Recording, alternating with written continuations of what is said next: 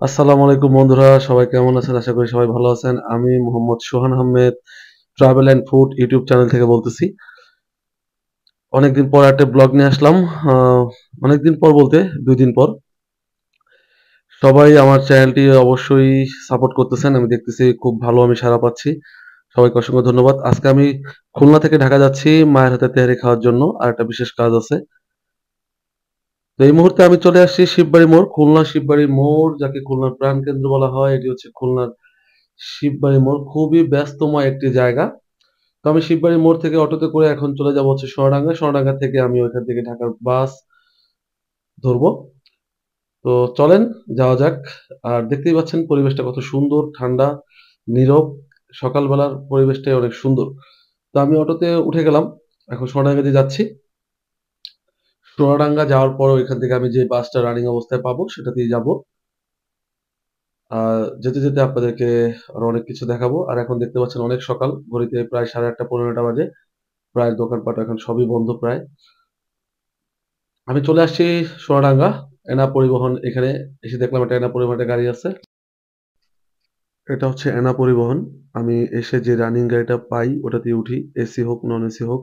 এটা হচ্ছে এনা হুন্ডাই গাড়ি। তো ভিতরে পরিবেশটা খুব সুন্দর ছিল। এখন আমরা রওনা দিব আল্লাহর নাম নিয়ে।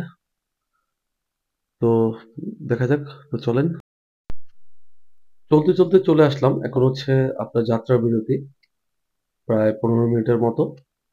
আমরা এখন সাম্পান রেস্টুরেন্টে চলে আসছি। এসি বাসগুলো সাধারণত এখানেই দাঁড়ায়, এই সাম্পান রেস্টুরেন্টে দাঁড়ায়।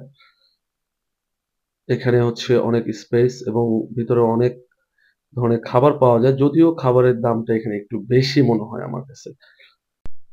এটা হচ্ছে সাম্পান রেস্টুরেন্টের ভিতরের চিত্র। আপনারা দেখতে পাচ্ছেন অনেক মানুষ, আর স্পেসটা খুব বড়।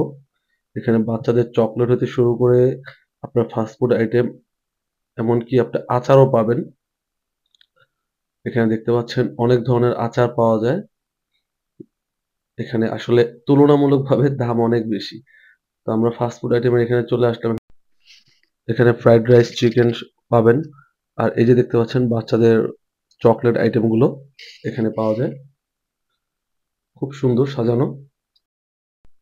তো জার্নি শেষে বাসায় চলে আসলাম। আম্মাকে দুষ্টামি করে বলছিলাম তেহারি খাবো।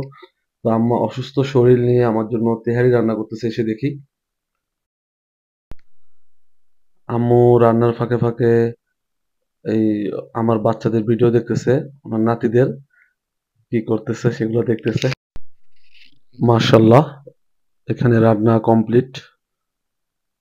দেখতেই পাচ্ছেন তেহারি আমাদের ভীষণ প্রিয় খাবার। আম্মুকে ধন্যবাদ এই ভিডিওর মাধ্যমে। অসুস্থ শরীর নিয়ে রান্না করছে আমার জন্য। খুলনা থেকে চলে আসছি তেহারি খাওয়ার জন্য। তেহারির কালারটা দেখতে পাচ্ছেন, একদম জিভে জল আসার মতো। চলেন খাওয়া দাওয়া শুরু করা যাক। আম্মু নিজের হাতে আমাকে খাবার বেড়ে দিচ্ছে। এখন খাওয়া দাওয়া করব। আজকে ব্লগ এই পর্যন্তই। যারা এতক্ষণ ব্লগটি দেখলেন সবাইকে ধন্যবাদ, অসংখ্য ধন্যবাদ। দোয়া করবেন আমার মায়ের জন্য, যাতে সুস্থ থাকে, এরকম সুস্থ থেকে আমাদেরকে আরো মজার মজার খাবার খাওয়াতে পারে, যদিও তিনি অসুস্থ। তো ব্লগটি ভালো লাগলে অবশ্যই লাইক কমেন্ট করবেন, শেয়ার করবেন। আল্লাহ